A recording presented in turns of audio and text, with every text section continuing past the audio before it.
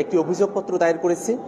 এতে সাবেক স্বৈরাচারী প্রধানমন্ত্রী শেখ হাসিনা, স্বরাষ্ট্রমন্ত্রী আসাদুজ্জামান কামাল এবং ব্রাহ্মণবাড়িয়ার এমপি ওবায়দুল মুক্তাদির সহ 16 জনের নামে আমরা অভিযোগ দায়ের করেছি। আপনারা জেনে থাকবেন 2021 সালে যখন বাংলাদেশের সমস্ত মানুষ, ডান বাম সমস্ত চিন্তার মানুষেরা যখন ভারতের আগ্রাসনের প্রতিবাদে, ভারতের প্রধানমন্ত্রী নরেন্দ্র মোদীর আগমনের প্রতিবাদে সারা দেশে আন্দোলন সংগ্রাম করছিলেন, সেই সময়টাতে এই নিরস্ত্র মানুষগুলোর উপরে নির্বিচারে গুলিবর্ষণ করা হয়। আপনারা জানবেন যে সরকারি হিসেব মতোই 17 জনকে গুলি করে হত্যা করা হয়। ব্রাহ্মণবাড়িয়ায়, চট্টগ্রামের হাটহাজারী এবং ঢাকায় নির্বিচারে মানুষের উপরে নিপীড়ন এবং গুলিবর্ষণ করা হয়েছিল। এবং সেই সময়ের প্রেক্ষাপটে আমরা দেখেছি বাংলাদেশের সমস্ত থানাগুলোকে বালুর বস্তা রেখে তার উপরে স্টেনকার মেশিন বসিয়ে থানাগুলোকে একটা সামরিক ক্ষেত্রে পরিণত করা হয়েছিল। বাংলাদেশ পুলিশকে মিলিটারি বাহিনীতে পরিণত করবার একটা চেষ্টা সেই সময়টাতে আমরা লক্ষ্য করেছি। এবং একই সাথে আমরা এটাও খেয়াল করেছি, যারা সেই আন্দোলনের সময়টাতে আহত হয়েছিলেন, ব্রাহ্মণবাড়িয়া থেকে যারা এসেছিলেন, ঢাকায় তাদেরকে চিকিৎসা নিতে দেওয়া হয় নাই। যারা ব্রাহ্মণবাড়িয়া থেকে চিকিৎসার উদ্দেশ্যে ঢাকায় এসেছিলেন, তাদের কাগজপত্র দিতে লাল কালিতে চিহ্নিত করে তাদেরকে চিকিৎসা বঞ্চিত করা হয়েছিল। এবং আমরা আরও জেনে থাকবেন যে সে সময়টাতে শুধুমাত্র ব্রাহ্মণবাড়িয়াতেই 54টি মামলা দায়ের করে প্রায় 7,000 মানুষকে আসামি করা হয়। একটা কালেকটিভ পানিশমেন্টের ব্যবস্থা করে তৎকালীন সরকার। আমরা যারা সেই সময়টাতে এই আগ্রাসন বিরোধী আন্দোলনে নেতৃত্ব দিয়েছি, যারা সংগঠিত করেছি, যারা এই আন্দোলনে শহীদ হয়েছেন তাদের পরিবারের পক্ষে এবং আহত যারা হয়েছেন এবং যারা নিপীড়িত হয়েছেন তাদের পক্ষে আজ শেখ হাসিনা, স্বরাষ্ট্রমন্ত্রী তখনকার আসাদুজ্জামান কামাল এবং ব্রাহ্মণবাড়িয়ার এমপি ওবায়দুল মুক্তাদির সহ 16 জনের বিরুদ্ধে আমরা আজ আন্তর্জাতিক অপরাধ ট্রাইব্যুনালে অভিযোগ দায়ের করেছি। আজকে আমাদের এই অভিযোগ যিনি দায়ের করেছেন আসাদুল্লাহ রাতিনের বাবা। সেই সময় আসাদুল্লাহ রাতিন শহীদ হয়েছিলেন, মাত্র 17 বছর বয়সী একজন ছেলে। তার বাবা শফিকুল ইসলাম আমাদের সাথে উপস্থিত আছেন। আমরা তার কাছ থেকে সে সময়ের বর্ণনাটি শুনব। সরকারি হিসেবে 17 জন, বেসরকারি হিসেবে আরো বেশি।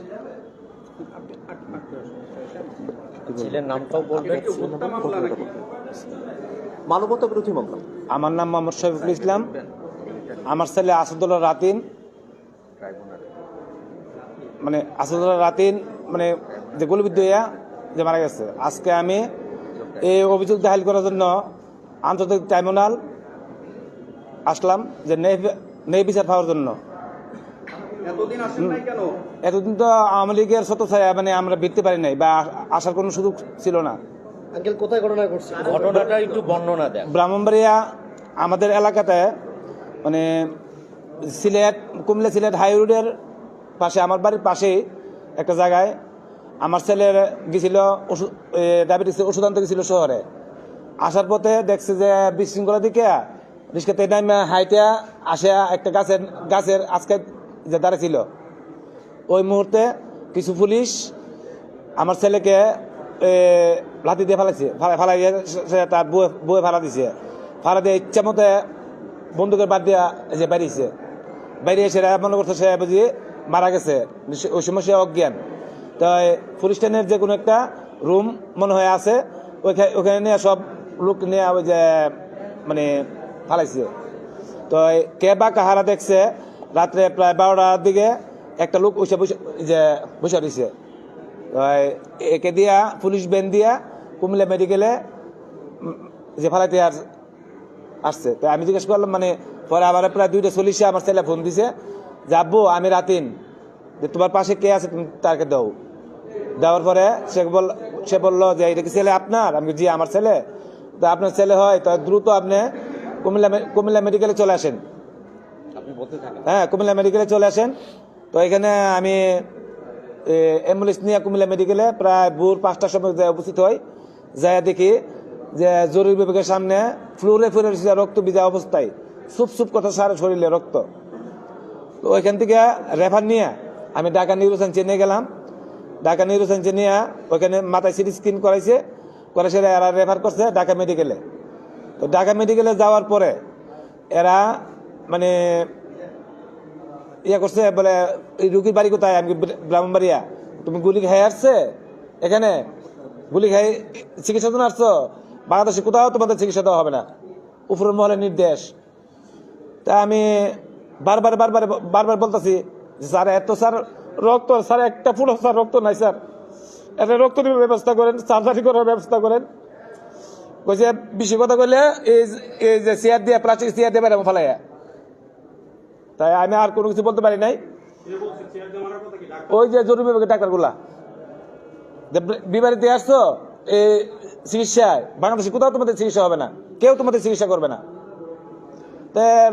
মনে করেন বসতে বসতে রাত্রে 12:55 আমার ছেলেটা মারা গেছে। ওই দিন ছিল 30 তারিখ রাত, 30 তারিখ রাত্রে 12:55।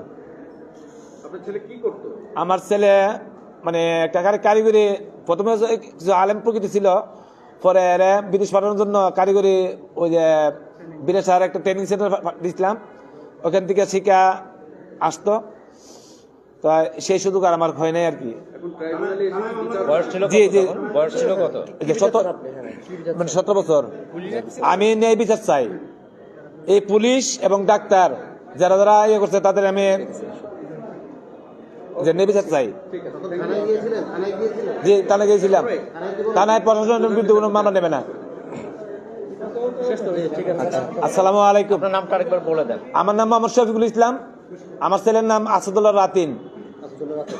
সম্মানিত সাংবাদিকবৃন্দ, আপনারা যেমনটা শুনলেন, সে সময়টাতে বাংলাদেশের জনগণের বিরুদ্ধে গিয়ে শেখ হাসিনা প্রশাসন যেভাবে বাংলাদেশের মানুষের উপরে নির্বিচারে গুলি চালিয়েছে, আমরা 2021 সাল সহ বাংলাদেশের সমস্ত সময়ের প্রেক্ষাপটে যারা আগ্রাসন বিরোধী আন্দোলন করেছি, যারা নেতৃত্ব দিয়েছি, যারা যে পরিবারগুলোতে শহীদ সদস্যরা আছেন এবং আহতরা আছেন এবং নিপীড়িতরা আছেন, তাদের পক্ষ থেকে শেখ হাসিনা সহ সে সময়টাতে যারা এই গুলি বর্ষণের নির্দেশ দিয়েছেন, বাংলাদেশের মানুষের বিরুদ্ধে মানবতা বিরোধী অপরাধ করেছেন, তাদের সকলের আমরা ন্যায্য শাস্তি আমরা দাবি করছি।